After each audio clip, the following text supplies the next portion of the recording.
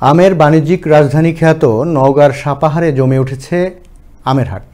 প্রচণ্ড তাপদাহের কারণে বাজারে আগাম আম তুলতে বাধ্য হচ্ছেন আম চাষিরা। ফলে আমদানির তুলনায় বিক্রি হচ্ছে কম। ক্রেতাশূন্য বাজারে আমের ন্যায্য দাম না পাওয়ায় হতাশ কৃষকরা। নিখিল বর্মনের পাঠানো তথ্যচিত্রে বিস্তারিত জানাচ্ছেন সহকর্মী নাজনীন নিসা।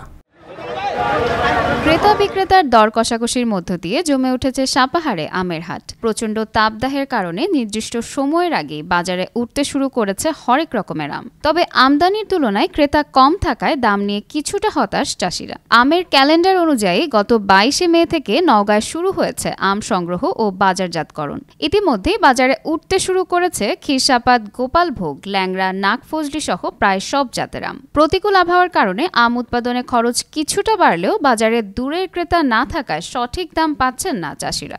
নাগফজলি, ক্ষীরসা আপনার ধরে নেন 1000 থেকে 1400-1500 টাকা পর্যন্ত চলতেছে। ওই জায়গায় আমের ফলন ভালো হয়েছে, আর দ্বিতীয়ত এখনো লিচু শেষ হয় নাই, তো এই জন্য এখানে পাইকারি পত্র আস্তে আস্তে মনে হয় বৃদ্ধি হবে। আমের দাম নাই, ব্যাপারী পত্র খুবই কম। বাজারে প্রতি মন আমরুপালি 2200 থেকে 2500 টাকা, ক্ষীরসাপাত 1500 টাকা, গোপালভোগ 1200 টাকা এবং ল্যাংড়া 1200 টাকা ও নাগফজলি বিক্রি হচ্ছে 1300 টাকায়। স্থানীয় আড়তদাররা বলছেন এবছর ঢাকা, নারায়ণগঞ্জ সহ দূরের ব্যবসায়ীরা আসেনি এখনো, ফলে কেনা আম বিক্রি করতে পারছেন না তারা। কিন্তু আপনার এ দামে আম বেচা লস হয়েছে। আমি আম নিয়ে আসছি বাজারে রূপালি আম, কিছু খরচ দিয়ে দেখা যায় যে আমার বাগানে ৭০ থেকে ৭৫,০০০ টাকা খরচ হয়ে যায়।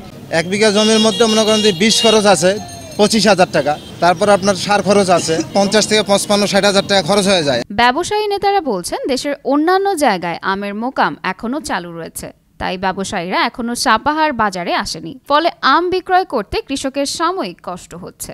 বড় পরিসরে আমরুপালির আমদানি শুরু হলেই সবকিছু ঠিক হয়ে আসবে বলে জানিয়েছেন কৃষক নেতারা। একটু আবহাওয়া প্রতিকূলতার কারণে সব জাতের আম একসঙ্গে পেকে যাচ্ছে।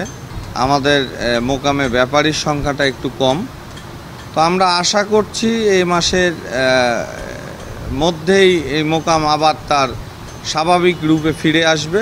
উপজেলা কৃষি অফিসের তথ্য মতে চলতি মৌসুমে সাপাহারে আম চাষ হয়েছে ৯,২৮০ হেক্টর জমিতে, যার উৎপাদন লক্ষ্যমাত্রা ধরা হয়েছে প্রায় ১,৩৫,০০০ মেট্রিক টন।